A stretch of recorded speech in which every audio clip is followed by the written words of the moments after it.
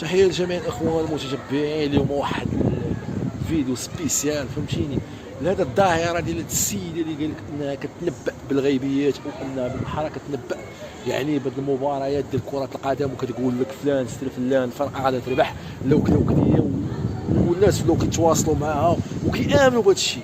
راه هذا الشيء ديال الفلك والتنجيم قالك كذب المنجمون ولو صدقوا. راه ما عمرك تيق هادشي لانك غتدخل في شي حاجه بينك وبين اللي خلقك. تحيه لجميع الاخوان ودابا غنتصداو لهذا الموضوع وغنعطيو القاع الصح في دقيقه.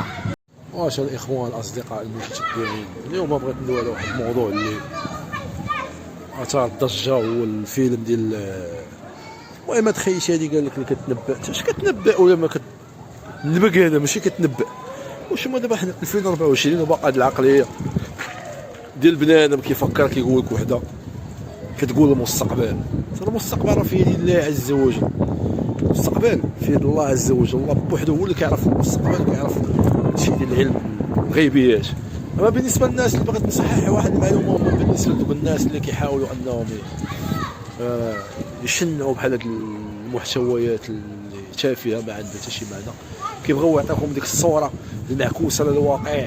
واش الناس صاحبي الناس كتطور في العلوم وكتبني في المستقبلات وكيديروا شي حوايج ولا بوكو حوايج اللي كيداروا تطوير العلم، تطوير المستشفيات، تطوير شنقول لكم حنا باقيين كنامنوا بهاد الخزعبلات ديال وحده كتقول لك لا هادي راه كتحقق يعني الشروط وكتهضر على شي حوايج والمستقبل كتنبأ به. المهم باش نكونوا واضحين الخوت، هادشي كامل اللي كتشوفوه راه غير من محض الخيال باش نكونوا واقعيين.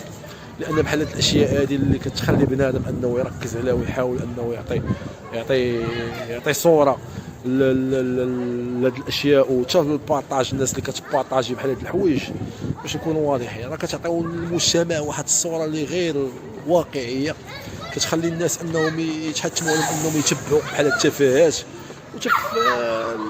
الشباب والمتتبعين كياخذوا الاشياء اللي غير واجب انهم يتبعوها. حبذا لو ان هاد الصحف ولا شنقول لكم الناس اللي كيسهروا باش انهم كيخليو هادشي يتبارطاجا، حبذا انهم يبعدوا على هاد الاشياء هادي.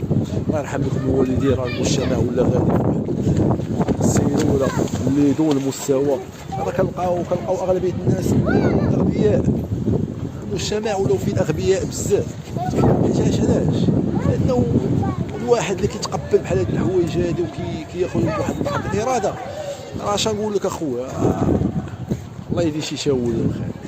علاش انا بالضبط غادي نحاول انني نتفرج في هاد خيتي هادي اللي كتقول لكم انا كتنبأ بالمستقبل، لا الكوت ديفوار لا نيجيريا غادي تقصى لا هادي وكدوي شي حاجه اللي مستوى غير هادف. واش كتقرا كيقول لك وكال خوخي داوي كون داوى راسو.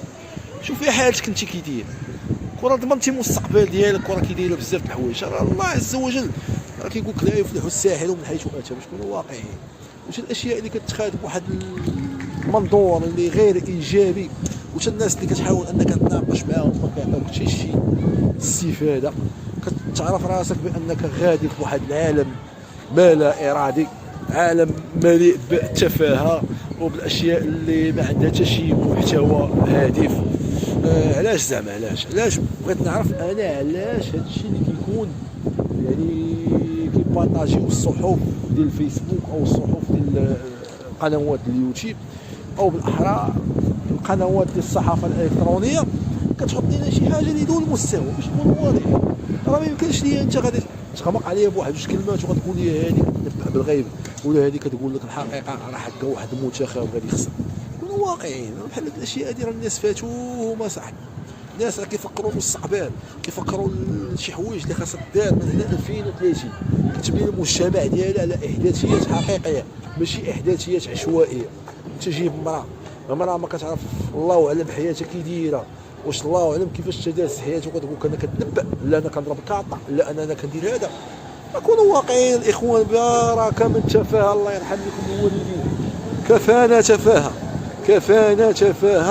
هذا الشيء راه كتخلينا حنا ناخذوا نظره على المجتمع كنحاولوا اننا نزيدوا في حاليات نقلبوا على راسنا بونت اخر بحال هاد الاشياء هذه اللي كتشوفوا في المجتمع، راه حبذا لو ان الناس يتدخلوا، الناس المسؤولين يتدخلوا في هاد الاشياء، لان هاد الاشياء هذه كنقول لك انا راه هاد الشيء راه لا حول ولا قوه الا بالله العلي العظيم. واش حنا كل عام غادي نعيشوا بحال الواقع هذا؟ حبذا لو ان الناس ياخذوا الاشياء بالحقيقه ديالهم، ما يبقاوش يتبعوا بحال هاد التفاهه. المهم تحيه لجميع الاخوان يعني المتتبعين لقناه منظار تيفي، وهذا الميساج كنحاول انني نعطي الاستراتيجيه الحقيقيه لحال هاد الاشياء، لان بحال هاد الشيء راه الله يرحم لكم الوالدين راه عشنا فيه وبارك علينا، عشنا فيه راه بارك علينا. راه حاول اننا حنا نشوفوا شي حاجه اللي تستافد من المجتمع، واش الاجيال اللي جايه من هنا لقدام تقرا وتوعى وتعرف راسها اشنو غادا دير من هنا لقدام، ماشي نتوما كتعطيهم اشياء دون المستوى، اشياء لا اخلاقيه.